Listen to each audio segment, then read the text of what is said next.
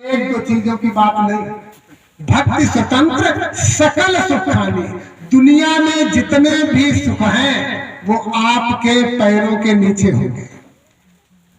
होंगे कब? जब आपको स्वतंत्र भक्ति मिलेगी, उसमें कोई बंधन नहीं। लेकिन ये मिलेगी कहाँ? गोस्वामी जी ने रामायण में आधी चौपाई में प्रश्न और उसी चौपाई में उत्तर है उनका। भक्ति स्वतंत्र सकल सुख खानी, बिन सत्संग न पावहि प्राणी। आप कितनी भी कोशिश कर लीजिएगा, आप कितनी भी भक्ति कर लीजिएगा, आपको सकल सुखों की प्राप्ति नहीं हो पाएगी, क्योंकि आप सत्संग में तो जाते नहीं। ध्यान देना, सत्संग में नियमित आने के बाद रिद्धि सिद्धि आपके पीछे पड़ जाएगी।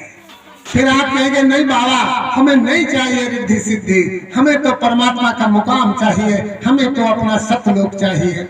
जब आप रिद्धि सिद्धि को छोड़ देंगे, और कब छोड़ेंगे ना, बड़ी विचित्र बात है। अभी एक आश्रय भक्त जी ने कहा था कि जो घर भूखे यातना वो चले हमारे साथ। ये कबीर साहब ने उस वक्त कहा था कि भाई हमारे साथ में सभी लोग नहीं चल पाएंगे, नहीं चल सकते। कौन चलेगा? जो अपना घर फूंक देगा। अब तो बहुत कठिन बात है। घर फूंक दीजिए, तब आप उस संत के लायक नहीं हो पाएंगे, बाकी सब बेकार है। घर को फूंकना कोई सरल बात है। आप क्रोधित हो जाएंगे तो मकान में आग लगा सकते हैं, छप्पर छाने जो है उसमें लगा सकते हैं आप, ये बहुत सरल बात है। लेकिन आप अपने घर में आग नहीं लगा पाएंगे, बहुत कठिन है। आप अपने घर में आग लगाना क्या सहज में जानोगे? नहीं जान पाओगे। आपके अंदर काम है, आपके अंदर क्रोध है, लोभ है, मोह है, अहंकार है, ये तो है। फिर आपने पैदा किया, ये तो पहले ही सही है। आपने क्या पैदा किया? चुगली, चोरी, चाई, वैमनस्यता, ईर्ष्या, द्वेष और तमाम से राग, वो आपने इनको पाल लिया। जब ये आपके शरीर में पल रहे हैं तो संत की बात कैसे अच्छी लगेगी? संत की बात आत्मा को अच्छी लगती है। ध्यान देना मित्रवर, संत की बात मन को अच्छी नहीं लगती, संत की बात आत्मा को अच्छी लगती है, संत की बात जीव को अच्छी लगती है। और मन की बात मन को ढोला ढकेला, नाच नौटंकी, जहाँ आनंद आता है, भले ही वो क्षणिक आनंद हो, वो मन को अच्छा लगता है। और जो परमानंद है, जो परमानंद है, वो क्षणिक नहीं, वो जीवन भर पूरा आनंद है, वो जीव के पास है, वो आत्मा के पास है। मिलेगा कहाँ? सत्संग से। सत्संग से कैसे मिलेगा? ये बहुत गंभीर बात है, सुनने की कोशिश करना।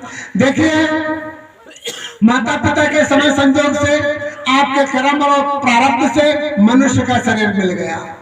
लेकिन मनुष्य का शरीर मिलने के बाद आप भाई कहाँ जाएंगे? आप कहाँ जाएंगे? आप कहते तो है कि घर में कोई मर जाता है ना, तो कह देते हो चल बसा, चल बसा। चला तो गया, लेकिन बसेगा कहाँ? मर गया, मर तो गया, फिर गया कहाँ? आप लोग बोलते हैं मर गया, आप बोलते हैं रहना नहीं, देश बिराना है। ये पराया देश है, रहना नहीं, अपना देश कहीं अंत है। क्या आपने उस देश को देख लिया? आपने गुरु किए, गुरु ने आपको वो देश बता दिया कि आपका ये देश है, इसको आपको जाना है, यही रहना है। अगर नहीं उसने बता पाया तो मित्रों गलत बात है। देखिए, आप लोग काफी दूर से आए हैं, अलग अलग गांवों से आए हैं, लेकिन यहाँ 2-2.5 घंटा रुकने के बाद अपने घर को चले जाएंगे। अपने घर को नहीं, अपने घर को नहीं, इस शरीर के घर को चले जाएंगे। अपना घर तो अलग है, लेकिन इस शरीर के घर को आप चले जाएंगे। ठीक इसी तरह से आप आए हैं इस शरीर में। भाई कहाँ से आए हैं? सीरियस बात, हमने पूर्वाजन्म में सतगुरु की सेवा की थी, और उस सतगुरु ने कृपा की हमारे ऊपर, और मानव तन हमको मिल गया। ऐसा नहीं मिला, आपके अंदर जब अमानत थी, अमानत कई एक तरह की अमानत है।